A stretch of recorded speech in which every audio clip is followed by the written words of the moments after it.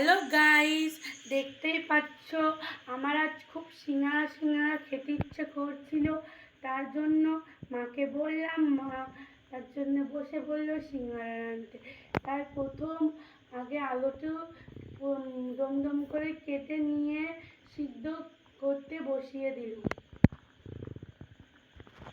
নিচে সিদ্ধটা নামিয়ে দিল, এবার কড়াই বসিয়ে দিল। এবার বন্ধুরা দেখতেই পাচ্ছ কড়াইটা গরম হয়ে গেছে। প্রথমে শুকনো লঙ্কাটা ভেজে নিল,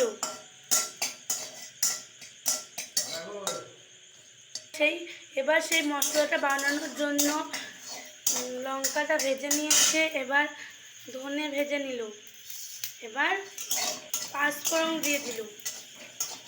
এই যে ভাজা হয়ে গেল, নামিয়ে নিল। এবার কড়াইতে তেল দিয়ে দিল।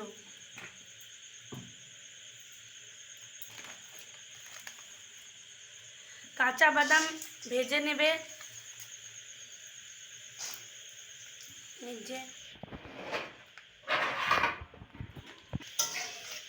আদা আর কাঁচা লঙ্কা দিয়ে একটু ভেজে নিয়ে তারপরে আলুটা দিয়ে দিতে হবে, সিদ্ধ করা আলুটা। তারপরে হলুদ, স্বাদ মতো লবণ। এবার নাড়াচাড়া করে নামিয়ে নিতে হবে। স্বাদ মতো চিনি দিয়ে দেবে। এবার ভাজা রাখা বাদামগুলো দিয়ে দিলাম।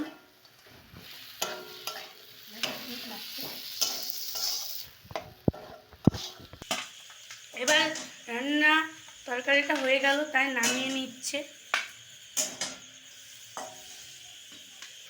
সিঙ্গাড়াটা খাওয়ার জন্য মা একটা চাটনি বানাচ্ছে, তেঁতুলে। এই যে আমাদের চাটনি হয়ে গেছে সিঙ্গাড়া দিয়ে খাবো বলে। এবার সিঙ্গাড়াটা বানালে হয়ে যাবে। চাটনি আমাদের রেডি পুরো। ছোট ছোট করে লেচি কেটে নিতে হবে, লুচির থেকে একটু বড়। আর এরকম ভাবে গোল করে নিতে হবে। এই যে বেলছে, লম্বা করে, বেশি গোলও না বেশি লম্বাও না করে মাঝারি সাইজে বেলে নিতে হবে।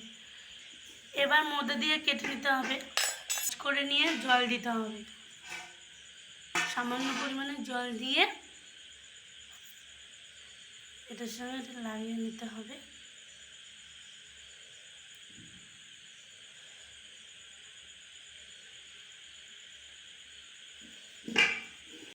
এবার আলুর তরকারিটা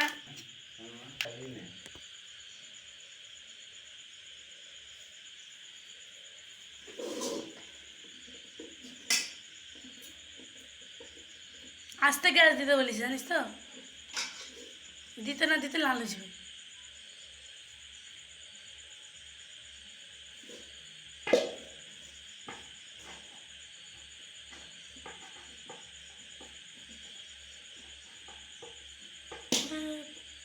কি হলো হয় না বলো তো, নতুন হাতের কারিগর আবার কত হলো।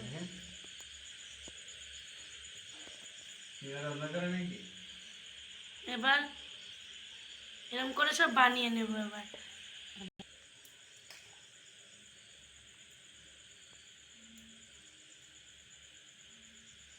এই দেখেন তেলটা গরম হয়ে গেছে। এবার আমি একটা একটা করে দিয়ে দেব। এই যে দিয়ে দিল। এবার আস্তে আস্তে গ্যাসটা খুব আস্তে দিতে হবে, নিয়ে ভাজতে হবে। এই যে দেখছেন আস্তে আস্তে ভেজে নিতে হবে পুরোটা। এই যে আমাদের হয়ে এসছে, এবার লাল লাল করে ভাজা হয়ে গেছে। এবার তুলব। এই যে পরের গুলো শুরু করে দিলাম ভাজা। এই যে আমাদের সিঙ্গাড়া রেডি আর চাটনি। এবার খাওয়া শুরু করব। এই যে সিঙ্গাড়া একটু আচার নিয়ে খেয়ে নেব।